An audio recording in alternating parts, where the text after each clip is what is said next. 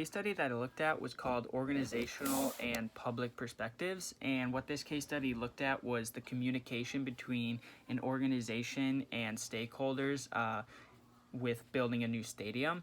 And what this specific case study looked at was Georgia State University building their new football stadium, and they looked at the social media of Georgia State University and Georgia State University athletics, and what the communication was like to their stakeholders. They also looked at the stakeholders' response to this information that they were given, and the case study looked at the social media of it, and they broke down the information into different sections that included a focus on athletics, a focus on university, informing about urban community development impact, maintaining the stadium legacy, promoting private or public partnerships, explaining capital project funding sources, and lastly, understanding effects on transit.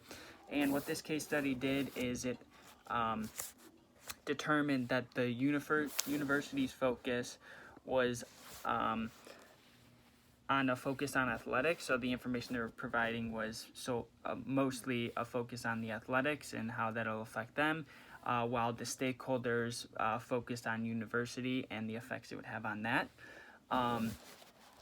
So a question that the case study brought up was, is social media an effective tool for relationship building in the case of stadium project, or is it better suited for other things? I think that social media is very effective for building a new stadium, and the engagements that it brings is very positive. I think it brings a lot more excitement than just putting an article out there about the information. I also think that the engagement might clarify some answers or bring light to some information.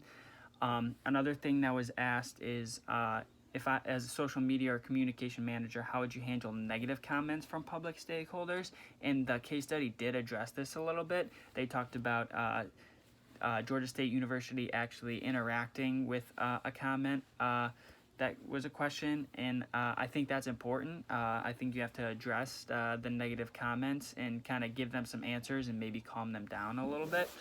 And lastly, a question is, if an organization wishes to highlight the positive influence and value of a development project, is it appropriate to tailor communication to avoid topics that stakeholders may consider important but are sensitive about? And I think this is a really tricky topic, because the case study said that organization should highlight the positives and kind of stay away from the negatives. However, I think you can't completely avoid those negatives, because the question said, the stakeholders may find this very important. I think you do need to address that, because if you don't, then stakeholders are likely going to be called to question, and it's going to cause more problems down the road. I think you should put a heavy emphasis on the positives, but I don't think you can completely not cover a topic simply because it might be a little sensitive. I think that this case study was really cool in looking at the communication that takes place between an organization and the stakeholders.